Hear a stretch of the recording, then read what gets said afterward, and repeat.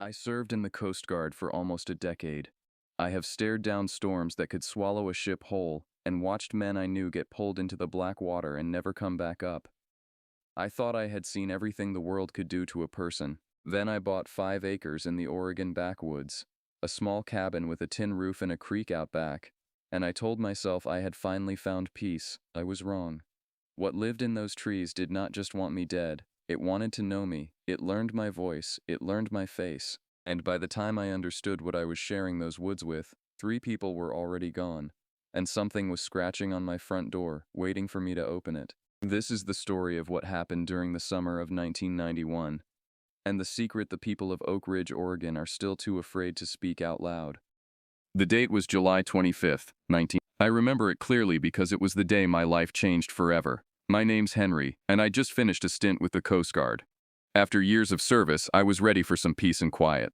That's why I chose a small cabin outside the little town of Oak Ridge, nestled in the backwoods of Oregon.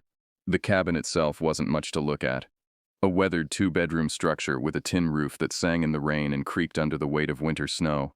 But it was mine, and it came with 5 acres of densely wooded land that stretched out into the wilderness beyond. As I pulled up in my beat-up Ford pickup, loaded down with what few possessions I'd accumulated over the years, I felt a sense of relief wash over me. The air was crisp and clean, filled with the scent of pine and damp earth. In the distance, I could hear the faint rustling of leaves and the occasional call of a bird I couldn't identify. "This is it," I muttered to myself, climbing out of the truck. Home sweet home. The realtor had left the key under a flower pot by the front door, just as she'd promised. As I turned it in the lock, I couldn't help but feel a twinge of excitement. This was my fresh start, my chance to leave behind the rigors of military life and find some peace. The inside of the cabin was modest but comfortable. A small living room with a stone fireplace, a kitchen with appliances that had seen better days but still worked, and 2 bedrooms, one of which I planned to use as a study. It wasn't much, but it was more than enough for a man who'd spent the better part of a decade bunking on Coast Guard cutters. That first night, as I lay in bed listening to the unfamiliar sounds of the forest, I felt truly at ease for the first time in years. The solitude that some might find oppressive was a balm to my soul. Little did I know that this peace was merely the calm before a storm that would shatter my world and challenge everything I thought I knew about reality. The next few weeks passed in a blur of unpacking, settling in, and getting to know the rhythms of life in the woods. I spent my days fixing up the cabin, chopping firewood, and exploring the surrounding forest. The solitude suited me just fine, even if it did get a tad lonely at times. It was about a month after I'd moved in that I noticed the first sign that something wasn't quite right. One morning, as I was heading out to the old woodshed to grab some kindling, I stumbled upon a gruesome sight that stopped me dead in my tracks.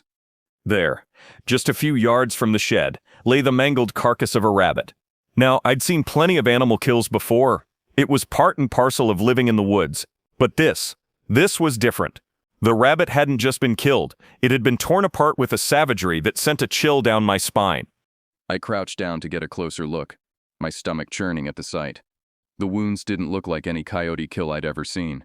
There were claw marks, sure, but they were bigger, deeper than anything I'd encountered in these parts before. "Must be a mountain lion passing through," I muttered to myself, trying to rationalize what I was seeing. But even as the words left my mouth, I knew something didn't add up. Mountain lion sightings were rare in this area, and they certainly didn't leave behind half a carcass like this.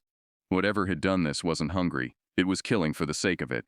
I buried the remains of the rabbit, unable to shake the feeling of unease that had settled over me. That night, as I sat by the fireplace, my mind kept wandering back to the gruesome scene. For the first time since I'd moved in, the creaks and groans of the cabin and the rustling of the wind through the trees took on a more sinister tone. I tried to brush it off as paranoia, a holdover from my military days perhaps, but deep down a part of me knew that something had changed. The peace I'd found in these woods suddenly felt fragile, like a thin veneer covering something dark and dangerous lurking just beneath the surface. Little did I know, this was just the beginning. The true horror that awaited me in those Oregon backwoods was beyond anything I could have imagined. A few days after the rabbit incident, I heard the sound of tires crunching on the gravel driveway. It was a welcome distraction from the unease that had been gnawing at me. As I stepped out onto the porch, I saw a battered blue pickup truck pulling up. A man in his late 50s, with a weathered face and calloused hands, climbed out. "You must be the new guy," he called out, his voice gruff but not unfriendly. "Name's Tom. My family's owned the property next door for generations." I walked down to meet him, extending my hand. "Henry, nice to meet you, Tom." We shook hands, his grip firm and calloused. Tom's eyes scanned the property, taking in the changes I'd made and the work still to be done. "Place is looking better," he nodded approvingly. Old man Jenkins let it go to seed before he passed. We spent the next hour or so talking about typical small-town stuff, the upcoming deer season, the fishing tournament in Oak Ridge, the best places to get supplies. It was nice having a conversation with someone after weeks of solitude, but as Tom was getting ready to leave, his demeanor changed. The easygoing smile faded, replaced by a look of concern that made my stomach tighten.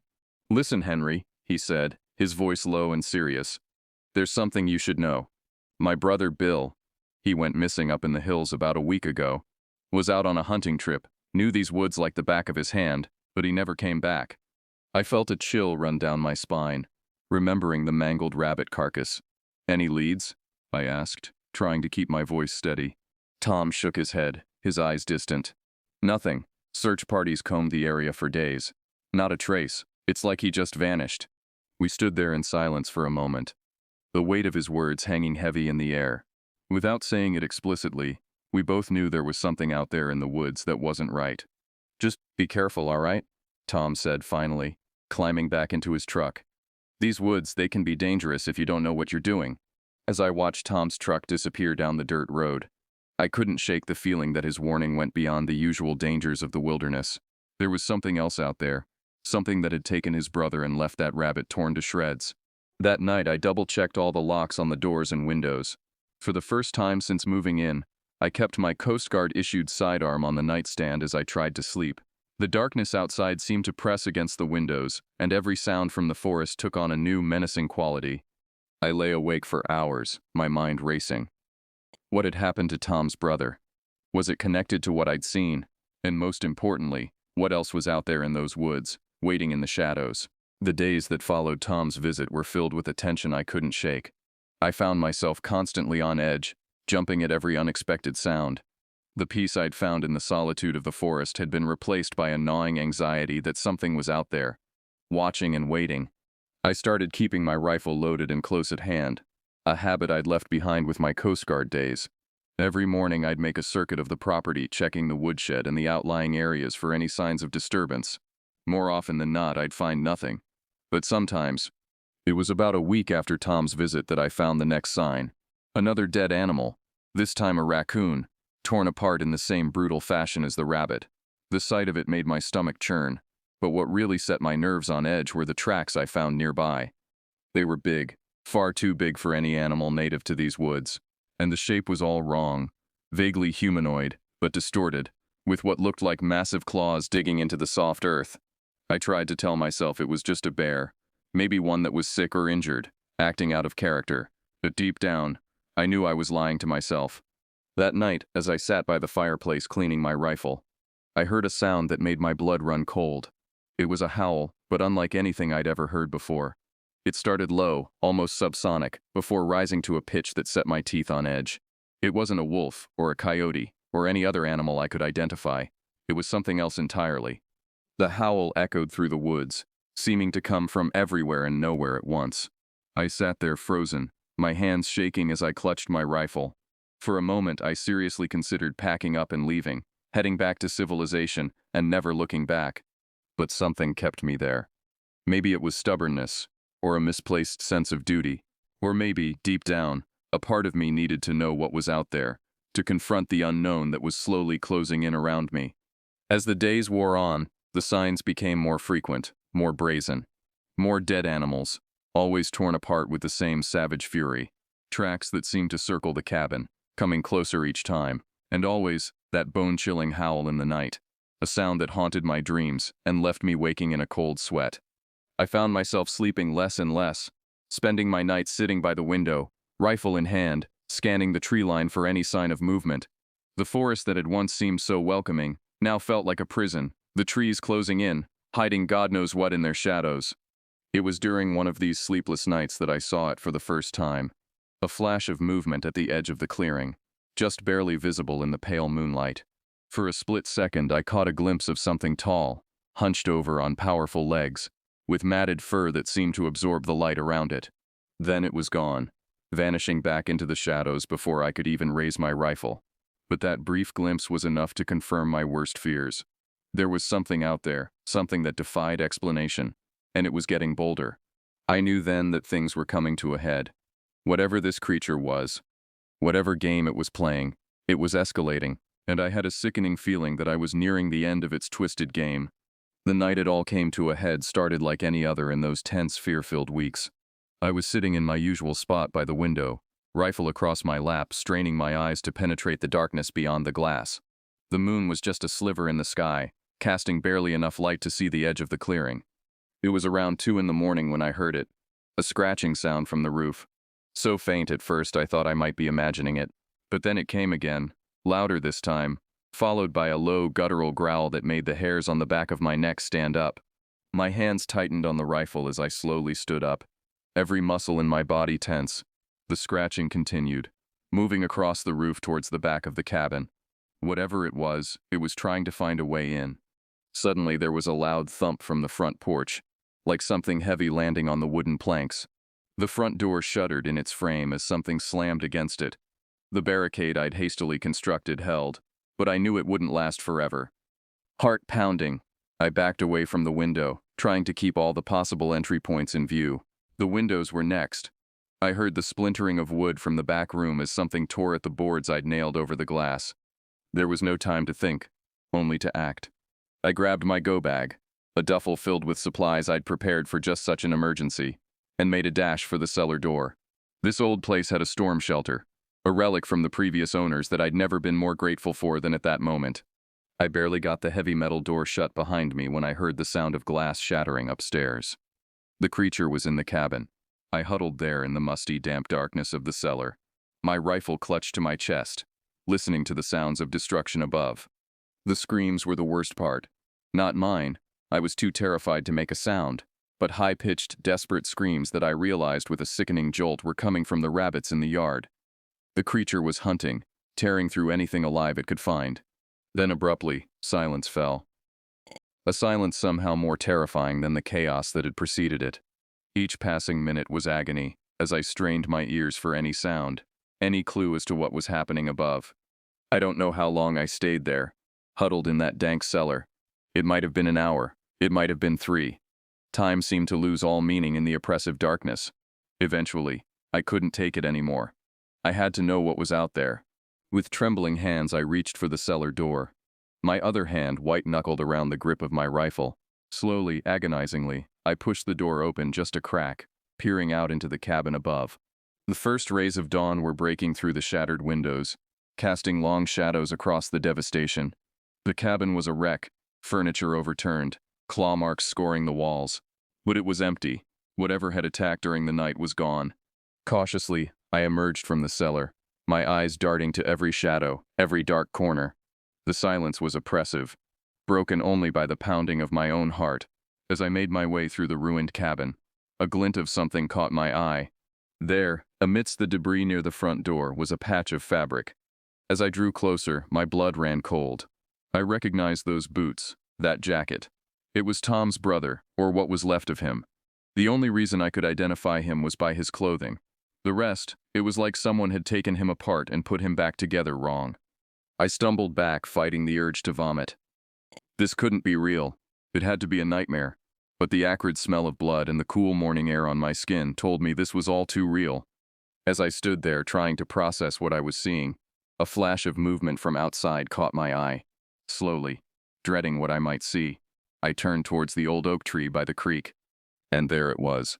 The creature, crouched in the lower branches, watching me.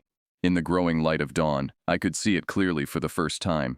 It was tall, easily 7 feet or more, with a body covered in dark, matted fur. But it wasn't the size that chilled me to the bone, it was the face. For a brief moment, as the sunlight caught a patch of its fur, I saw what looked like a human face tangled in the matted hair.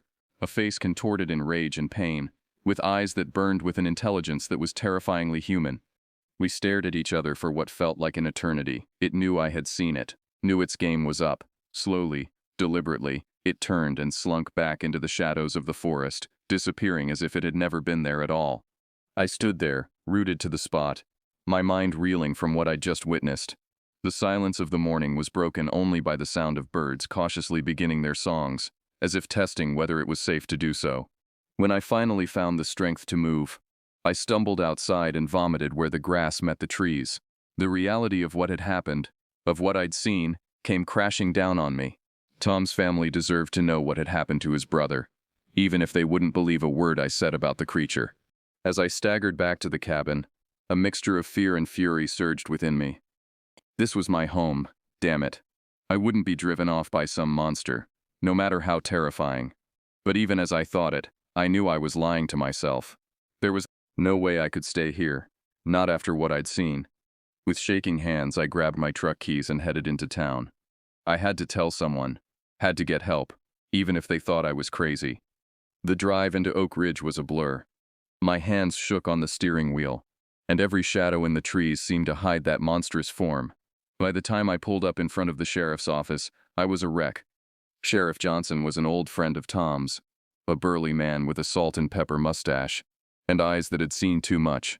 When I burst into his office, wild-eyed and babbling about monsters in the woods, he looked at me like I'd lost my mind. "Slow down, Henry," he said, his voice calm but firm. "Take a breath and tell me what's going on." I tried my best to explain what had happened, about the creature, the attack on my cabin, and the gruesome remains I'd found.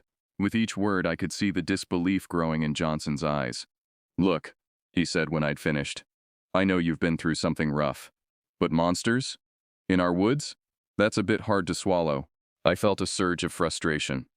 "Then how do you explain Tom's brother?" I demanded. "He's out there torn apart like nothing I've ever seen before." That got Johnson's attention.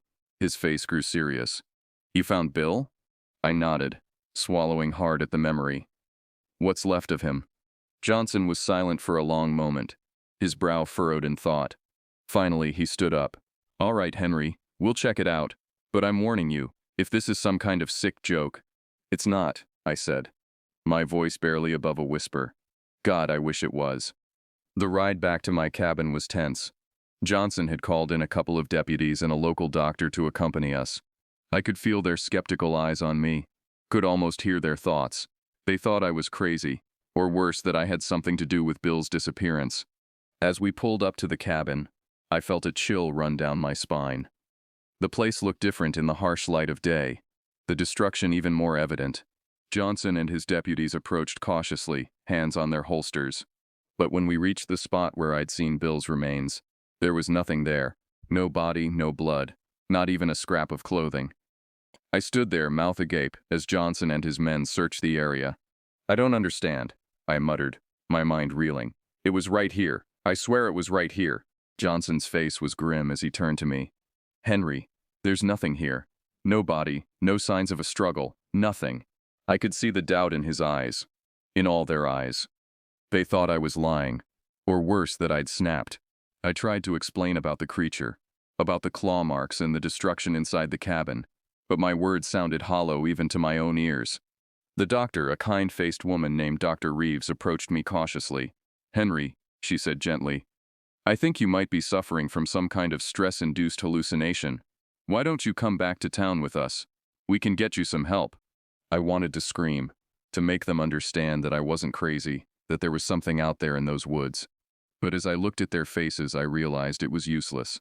They would never believe me, not without proof. As Johnson and his deputies conducted a half-hearted search of the surrounding area, Dr. Reeves tried to coax me into going back to town with them, but I couldn't leave. Not yet.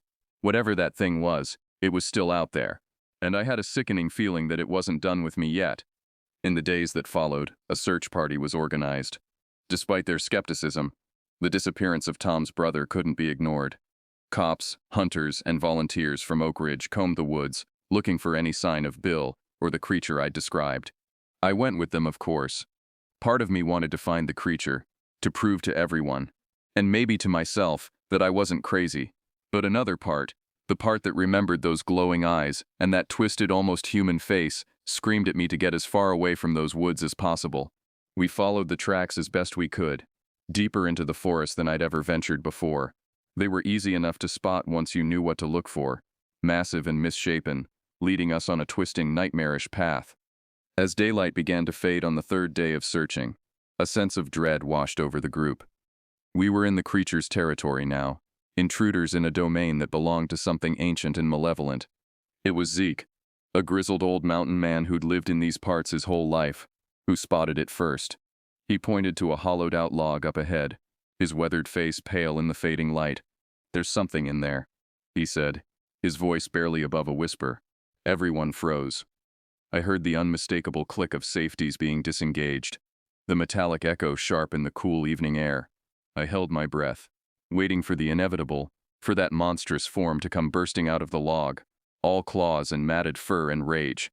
But nothing happened. After what felt like an eternity, Zeke moved forward cautiously, his rifle raised. He peered inside the log, then let out a curse that hung heavy in the air.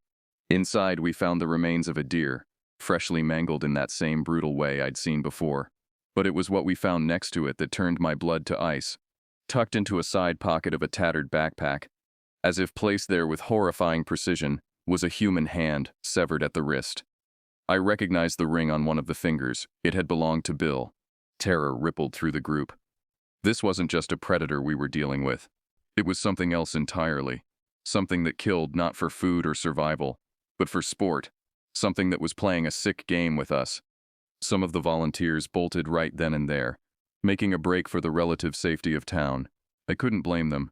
Part of me wanted to run too, to leave these cursed woods behind and never look back. But I couldn't. Not yet. Whatever this thing was, it had to be stopped. And somehow I knew that I was the only one who truly understood what we were up against. As night fell and we made our way back to Oak Ridge, I couldn't shake the feeling that we were being watched. Every snapping twig, every rustle of leaves seemed to carry the promise of teeth and claws in that terrible twisted face. We stumbled into town long after dark, weary and shaken to our cores. The folk who'd stayed behind stared at us with wide, fearful eyes, desperate for news but afraid of what we might tell them. There wasn't much to say. How could we explain the horror we'd seen, the palpable evil that now stalked the woods they'd called home for generations? In the days that followed, more disappearances were reported. Hikers, the occasional unlucky hunter, even a couple of kids who'd wandered too far from home. Each time, the searches would turn up nothing but scraps of clothing, and those same massive misshapen tracks. The fear in Oak Ridge was palpable. People started locking their doors at night, something that had never been necessary before.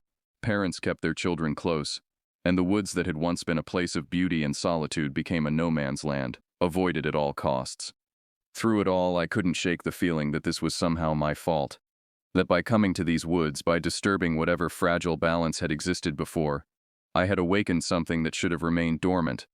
One night about a week after our grisly discovery in the woods, I woke to the sound of scratching at my door. My blood ran cold as I reached for my rifle, my heart pounding in my chest. But when I opened the door, rifle at the ready, there was nothing there. Nothing, that is, except for a small scrap of paper nailed to the doorframe. On it, scrawled in what looked disturbingly like dried blood, were two words that chilled me to my very soul. "Come alone." I knew then that the endgame had begun. Whatever this creature was, whatever sick game it was playing, it was time for a final confrontation. And I had a sickening feeling that only one of us would walk away from it. The decision to go into the woods alone was both the easiest and hardest I'd ever made. Easy, because I knew it was the only way to end this nightmare once and for all. Hard, because I knew there was a good chance I wouldn't be coming back. I left a note for Sheriff Johnson, explaining where I'd gone and why. I didn't expect him to believe me.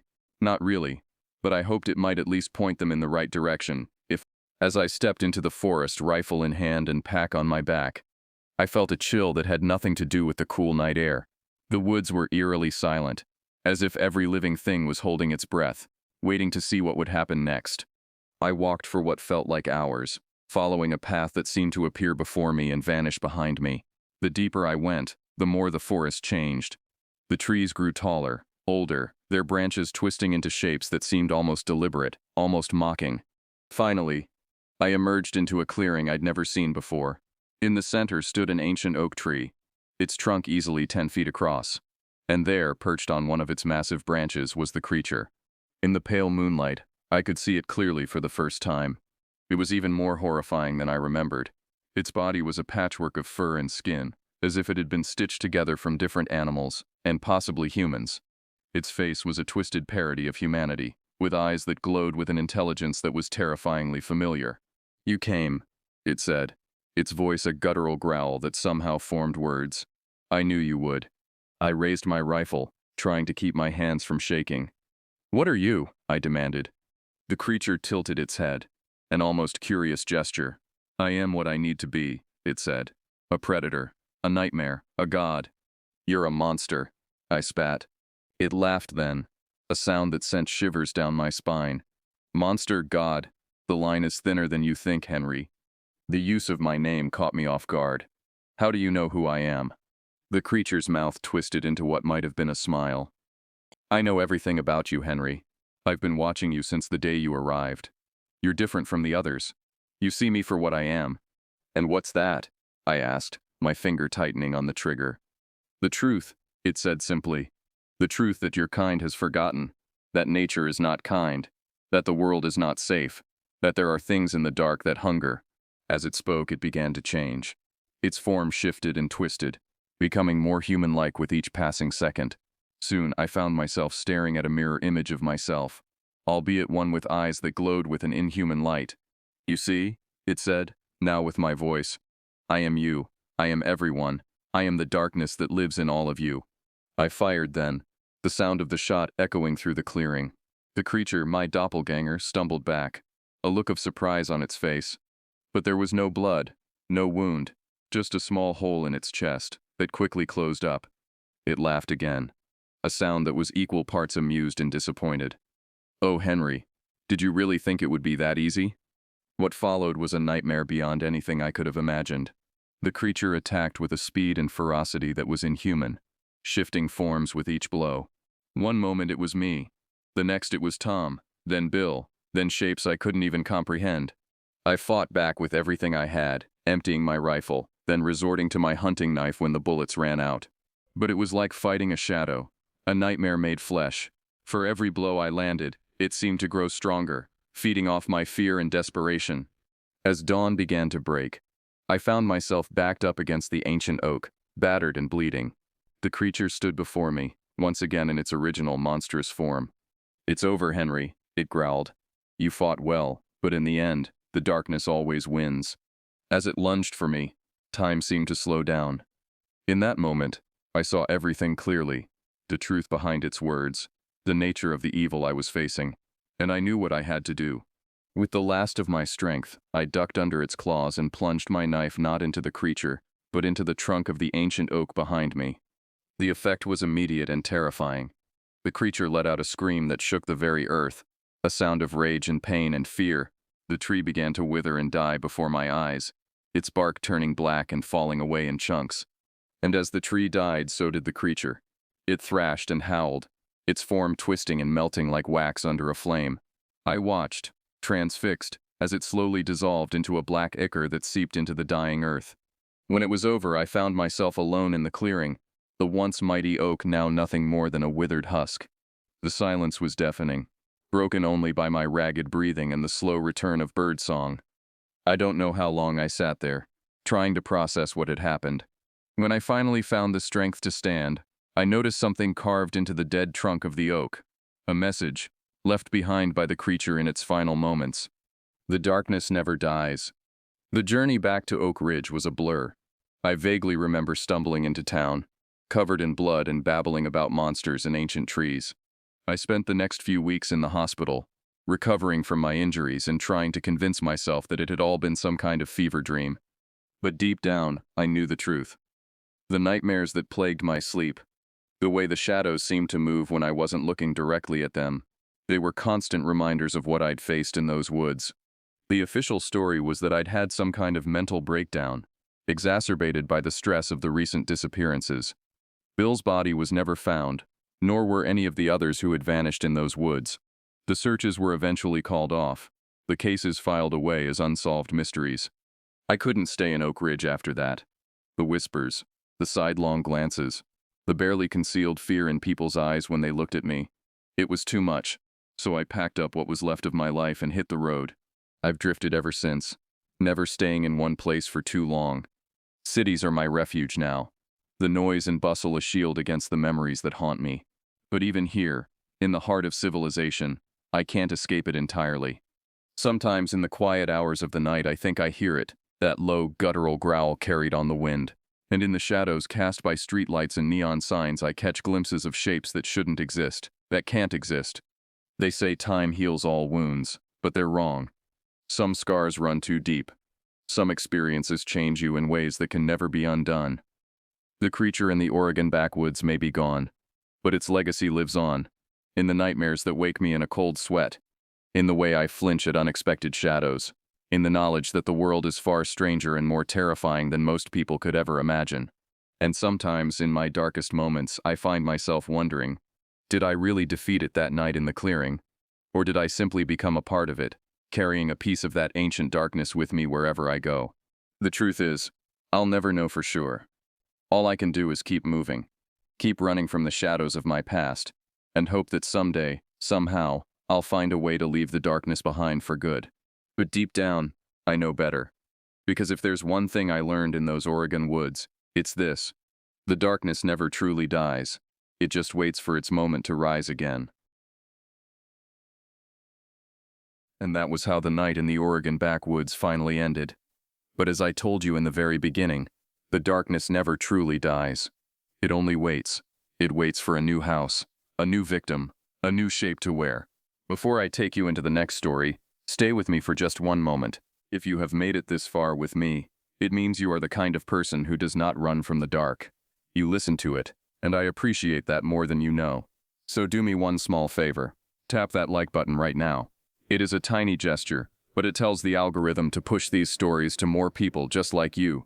People who are searching for the kind of slow, real horror that keeps them awake until sunrise. And leave me a comment down below. Tell me where in the world you are watching from tonight, and what time it is where you are. I love picturing you out there scattered across the map. Some of you are in your cars on a long drive, headlights cutting through empty roads. Some of you are in bed, every light in the house turned off, headphones in, and some of you, maybe, are sitting in a room right now with old things on the shelves. Old things with glass eyes. Things that have been there a very long time. Things that perhaps have been watching you longer than you ever realized. If you have not subscribed yet, hit that subscribe button and turn on the bell, because what is coming on this channel is not something you will find anywhere else. Long-form true horror, slow atmospheric, designed to crawl under your skin and stay there long after the video ends. Now turn the lights down if you have not already. Put your headphones on if you are using them. And remember this: it does not matter how beautiful the thing looks. It does not matter how innocent it seems. It does not matter that you have lived with it in the same house for years. Some things never sleep, and some things have been watching you the entire time. Let me take you now to my 11th birthday, and to the very last gift I unwrapped that day. I was 11 when Kay handed me the porcelain doll, wrapped in tissue paper that crinkled like dead leaves. The party was winding down, cake crumbs scattered across our kitchen table, and most of my friends had already gone home. But Kay lingered, clutching this final present with an odd intensity that made my stomach flutter with unease. The doll was beautiful in the way only expensive things can be. Pristine white dress with intricate lace trim, real human hair styled in perfect ringlets, and those glass eyes that seemed to hold depth beyond their painted surfaces. When I lifted it from the wrapping, its weight surprised me. This wasn't some cheap plastic toy. This was crafted with care, meant to last generations. I was 11 when Kay handed me the porcelain doll, wrapped in tissue paper that crinkled like dead leaves. The party was winding down, cake crumbs scattered across our kitchen table, and most of my friends had already gone home. But Kay lingered, clutching this final present with an odd intensity that made my stomach flutter with unease. "My aunt gave this to me," she said, her voice barely above a whisper. "But I can't keep it. It watches me when I try to sleep." My grandmother inspected it with the practiced eye of someone who knew quality when she saw it. "This is genuine porcelain," she told me, running her weathered fingers along the doll's painted cheeks. "These cost hundreds of dollars. They're not meant for playing, they're collectibles, meant to be displayed and admired." Something felt different about my room that night. The familiar creaks and settling sounds of our old house seemed amplified, more pronounced. Every shadow appeared deeper, every corner darker. When I finally drifted off, I dreamed of Victorian parlors and children who never aged, their laughter echoing through empty hallways lined with identical dolls. That first night, I placed the doll on my dresser, angling it so it faced my bed. The moonlight streaming through my bedroom window caught its glassy stare, creating an almost ethereal glow around its features. I remember lying there, studying every detail. The tiny painted lips, the delicate eyebrows, the way its dress fell in perfect folds around its porcelain limbs. The cabin's atmosphere affected everyone differently. My parents loved the rustic charm and the peace of being surrounded by nature. I found it comforting, like living inside a storybook. But when my sisters came to live with us that fall, their reactions to both the house and my dolls were immediate and visceral. 3 years later, we moved to the old log cabin nestled in the woods about 20 miles from town.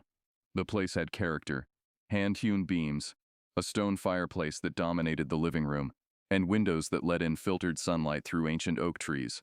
My doll had traveled with me through every move, carefully wrapped and protected in a special box my grandmother had bought specifically for it. By then, I had acquired the second doll, smaller, with auburn hair and a blue velvet dress, as an Easter gift from my parents. Where the larger doll exuded an elegant sophistication, this one possessed an almost childlike mischief in its painted expression. Together they made quite a pair on my bedroom dresser. I laughed it off, explaining that it was just an optical illusion created by the way glass eyes were painted. But even as I dismissed her fears, I noticed something I hadn't before. When I moved from one side of the room to the other, the doll's gazes did seem to track my movement. It was subtle, barely noticeable unless you were specifically looking for it, but undeniably there. The first time my youngest sister entered my room, she stopped dead in her tracks, staring at the dolls with wide, frightened eyes.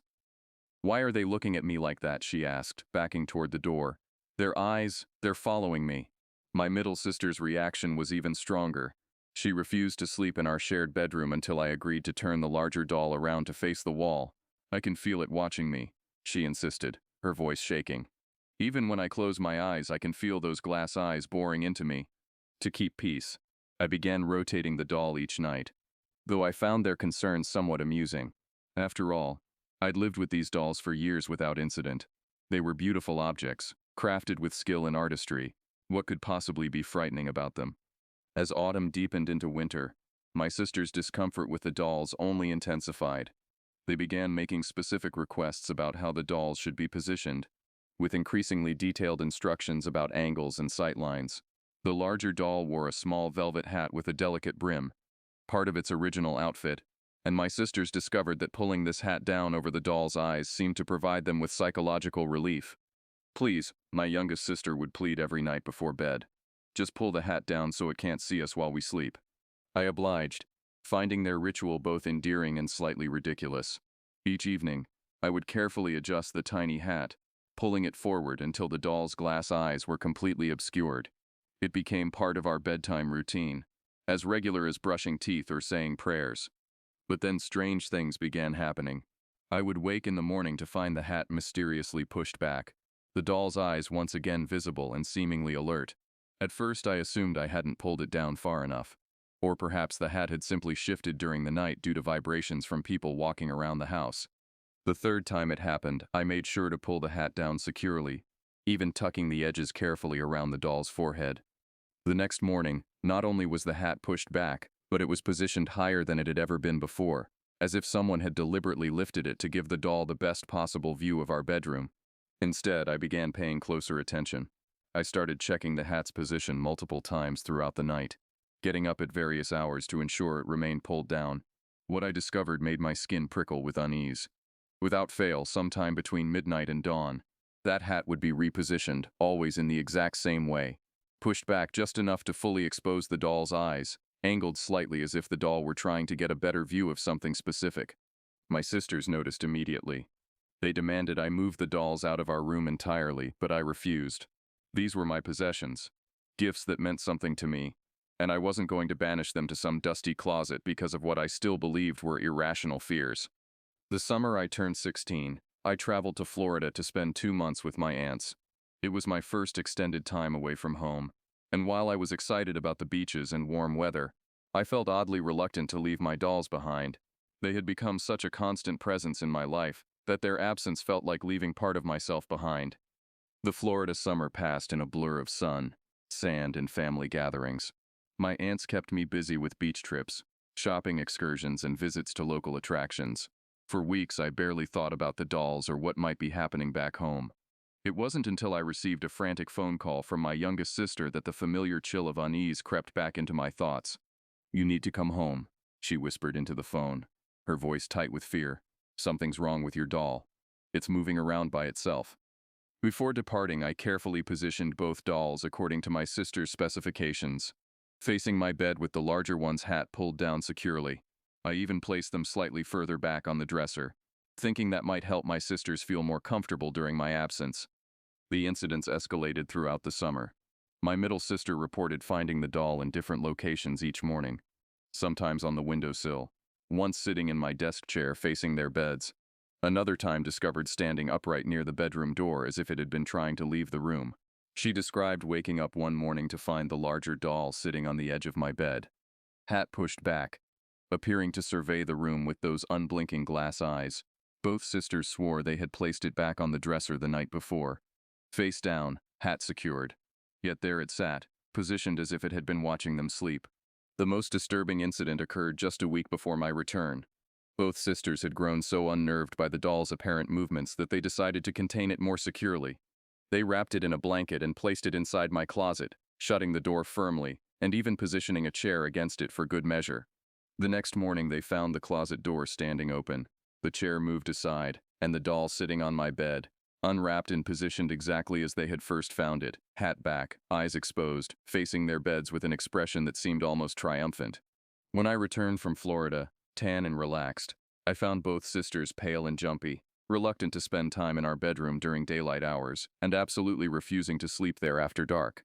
They had moved into the living room, creating makeshift beds on the couch and floor, claiming they felt safer in the open space near our parents' room. 2 years later, after we had moved into our new house on the other side of town, I left for college. The new house was modern, bright, and cheerful. Everything the old cabin hadn't been. I had hoped this change of environment might put an end to the strange occurrences surrounding my dolls, but distance seemed only to amplify their mysterious behavior. I had arranged my dolls on a wooden bookshelf near my bedroom door, positioned where they could overlook the entire room. The shelf also held several wooden boxes containing my jewelry and other small treasures, creating a small display area that pleased me greatly. It was during my second semester that my grandmother began reporting the sounds. She described them as rhythmic knocking, like someone rapping their knuckles against wood with deliberate measured beats. The sounds always came from my room, always during the early morning hours when the house was otherwise completely quiet. "It's probably your mini fridge," she reasoned when she first mentioned it to me over the phone. "Those old units can make all sorts of strange noises when the compressor kicks in." The pattern never varied. Rap, rap, rap, silence, rap, rap, rap, silence. It was too regular to be random, too purposeful to be mechanical. My grandmother timed the intervals and discovered they occurred exactly every 30 seconds, with precision that would have been impossible for any natural settling or expansion of the house's materials. But when I asked her to describe the sound more specifically, her explanation didn't match anything a refrigerator might produce. These weren't the mechanical hums, clicks, or rattles typical of appliances. These were deliberate, purposeful sounds. 3 sharp raps, followed by a pause, then 3 more raps, repeating in an endless cycle that sometimes lasted for hours. On the third morning of these disturbances, my grandmother decided to investigate. She crept down the hallway toward my room, following the sound to its source. As she approached my door, the knocking grew louder, more insistent. She could pinpoint its origin to the exact area where I kept my dolls and wooden boxes. But the moment she turned the doorknob, the sound ceased completely. She entered the room, examined the mini fridge, checked all the wooden surfaces for signs of shifting or movement, but found nothing out of place. The dolls sat exactly where I had left them, their glass eyes reflecting the morning sunlight streaming through my windows. When I returned home for spring break, my grandmother insisted I investigate the mysterious sounds myself. I spent one entire afternoon examining every inch of my room, checking for loose boards, examining the mini fridge's internal mechanisms, even testing the stability of the wooden bookshelf. Everything appeared normal, yet my grandmother's accounts were so detailed and consistent that I couldn't dismiss them as imagination. Yet as soon as she returned to her bedroom and closed the door, the knocking resumed with the same methodical persistence. This happened every time she approached my room over the next several weeks. The sounds would continue right up until the moment she touched my doorknob, then stop so abruptly it left her ears ringing in the sudden silence. I was reluctant to allow anyone into my room without supervision. These were precious possessions after all, and I didn't appreciate people handling them without permission. But Heather was persistent, and my parents encouraged me to let her satisfy her curiosity. It was during this visit that my parents' friend Heather learned about the dolls and their alleged supernatural activities. Heather had always been fascinated by ghost stories, and claimed to have had several paranormal experiences of her own. When she heard about the moving hat, the changing positions, and the mysterious knocking, she begged me to let her see the dolls for herself. What I didn't know was that Heather had no intention of simply observing the dolls. While I was outside helping my father with yard work, she snuck into my room with her phone camera, determined to capture evidence of supernatural activity. She later described her experience in vivid, unsettling detail. The room had felt oppressive the moment she entered, as if the air itself had grown thick and resistant. The dolls sat on their shelf, the larger one positioned slightly forward, hat pulled back, eyes seeming to track her movement as she approached. Heather lifted her phone and focused on the larger doll's face, zooming in to capture the intricate details of its painted features. Through the phone's screen, she watched the doll's reflection, waiting for any sign of movement or anomaly. What happened next made her drop the phone and flee the room in terror. As she watched through the camera's display, the doll's eyes, which had been staring straight ahead, suddenly shifted to look directly at her. Not the subtle optical illusion that glass eyes sometimes create, but a definite, deliberate movement from one fixed point to another. She managed to take the photo at the exact moment the eyes moved, capturing what she swore was undeniable proof of supernatural activity. When she showed me the image later, I had to admit there was something unsettling about it. The doll's expression seemed more alert, more aware than I had ever noticed before. Its eyes appeared to have depth and intelligence that transcended mere painted glass. But what disturbed me most was realizing that someone had been in my room without permission, handling my possessions and violating my privacy. From that day forward, I made sure my bedroom door was always locked when I wasn't home, and I moved the dolls to a position where they faced the door itself, as if they were now serving as guardians of my personal space. As I entered my senior year of college, the incidents involving my dolls became more frequent and more difficult to rationalize away. During one particularly stressful finals week, I was studying late in my room when I heard a soft thudding sound behind me. I turned to see the smaller doll lying face down on the floor, having apparently fallen from its shelf position. More disturbing still was the way the doll's hair had become disheveled, as if someone had been running their fingers through it. The strands were tangled and wild, completely different from the neat, styled appearance it had maintained for years. When I tried to smooth the hair back into place, several strands came loose in my hands, far more than normal wear should have caused. I picked it up, examining it carefully for any damage. The porcelain was uncracked, the clothing intact, but as I held it in my hands, I noticed something that made my pulse quicken. The doll felt warm, as if it had been sitting in direct sunlight, despite the fact that my room was lit only by a desk lamp and the shelf received no direct heat from any source. As I worked to restore the doll's appearance, I found myself studying its face more intently than I had in years. There was something different about its expression, something I couldn't quite identify. The painted features were identical to what I remembered, yet somehow the overall effect had changed. Where once the doll had appeared sweetly innocent, it now seemed to possess a knowing, almost calculating look. The temperature in my room began to fluctuate wildly during this period. I would wake up shivering despite having gone to sleep in comfortable warmth, or find myself sweating in what should have been cool conditions. My roommates never experienced similar temperature changes in their rooms, and maintenance could find nothing wrong with our heating and cooling systems. The dreams felt different from normal nighttime imaginings. They possessed a clarity and consistency that made them seem almost like memories rather than fantasy.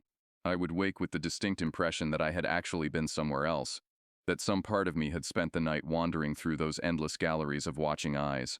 Most unsettling of all were the dreams that began occurring with increasing frequency. I would dream of being in vast, dimly lit rooms filled with hundreds of identical dolls, all arranged on shelves that stretched up beyond the reach of any light. In these dreams, I was always searching for something, though I never knew what, while the dolls watched my frantic movements with silent, patient attention.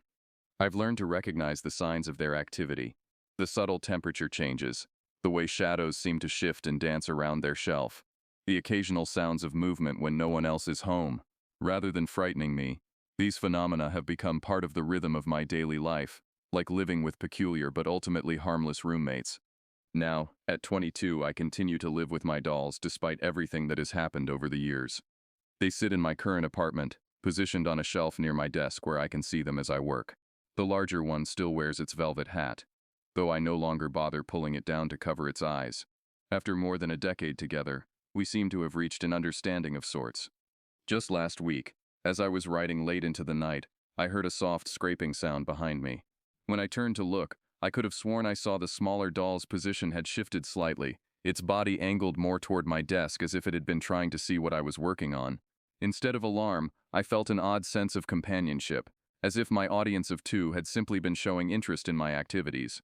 My friends and family still react with varying degrees of unease when they see the dolls. Some refuse to stay in my apartment overnight, claiming the dolls make them uncomfortable. Others are fascinated and ask endless questions about the strange incidents I've experienced. A few have suggested I get rid of them entirely, arguing that no possessions are worth the stress and fear they seem to generate. Sometimes during quiet evening hours, I find myself talking to them, not because I expect responses, but because their constant presence has made them confidants of a sort. I tell them about my day, my worries, my plans for the future. Their glass eyes reflect my words back to me with what I choose to interpret as understanding rather than judgment. But I can't imagine parting with them now. They've become an integral part of my identity, witnesses to my growth from childhood through young adulthood. Whatever intelligence or awareness they might possess, I believe it means me no harm. We've coexisted for too many years, through too many changes and challenges, for our relationship to be purely malevolent. After all, everyone needs someone to keep them company in the darkness, even if that someone happens to be made of porcelain and dressed in lace. Perhaps some mysteries are better left unsolved. Perhaps some companions are meant to remain beautiful, silent, and slightly unsettling. As long as they continue to watch over me with those enigmatic glass eyes, offering their own form of protection and presence, I think I can live with not knowing exactly what lies behind their painted smiles. There are moments when I catch myself wondering what they might say if they could speak, what stories they might tell about the years we've spent together. But then I remember the old warning my grandmother mentioned long ago, that you should never break a china doll, lest the spirit inside take its revenge.